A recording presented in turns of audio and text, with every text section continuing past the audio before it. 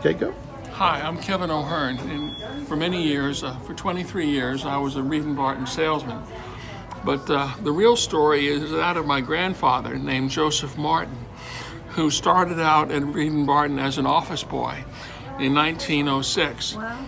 And he rose to become vice president of sales of Reed & Barton. And in 1906, as he was an office boy, the pattern Francis I was developed. And interesting footnotes are that the engraver and the designer were at odds. One was German and one was French, and their parents had fought on different sides of the Franco-Prussian War.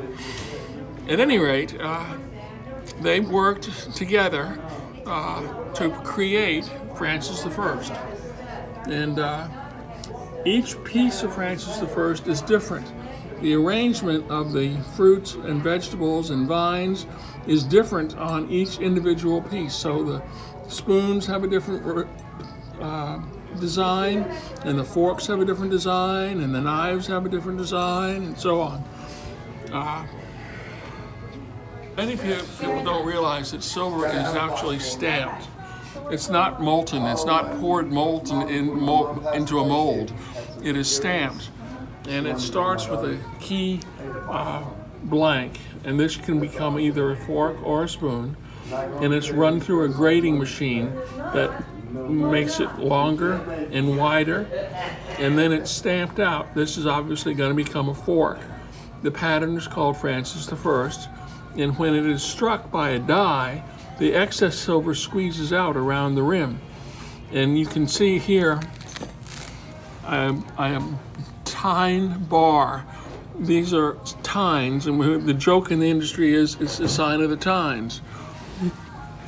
And then the tines are trimmed, and the edges of it are still rough and coarse.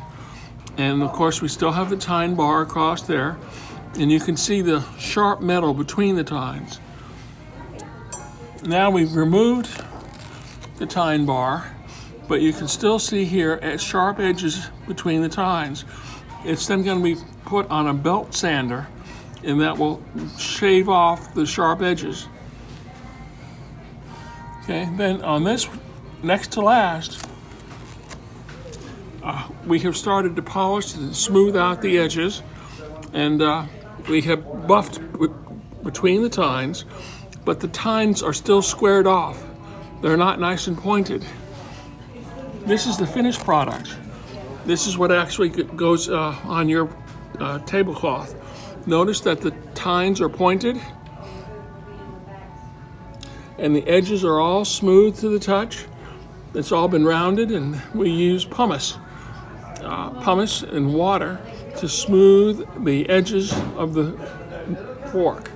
And this is what actually goes on your table. The pattern again is Francis I from Reed & Barton Silversmiths. It was founded in 1824, and for many, many years operated out of Taunton, Massachusetts. On this photograph, it's an aerial photograph of Reed & Barton. This right here, hidden by a tree, is the main entrance into Reed & Barton. These houses are all gone. They're a parking lot now. But this building here is the main building of Reed & Barton. And the main entrance is there, painted in silver paint. The doors are painted in silver. And the firm was founded in 1824. It lasted until? A couple of years ago. Oh. I'm not sure exactly what the official date was. But for many years, it was one of the oldest continually operated family-owned businesses in America. Yeah.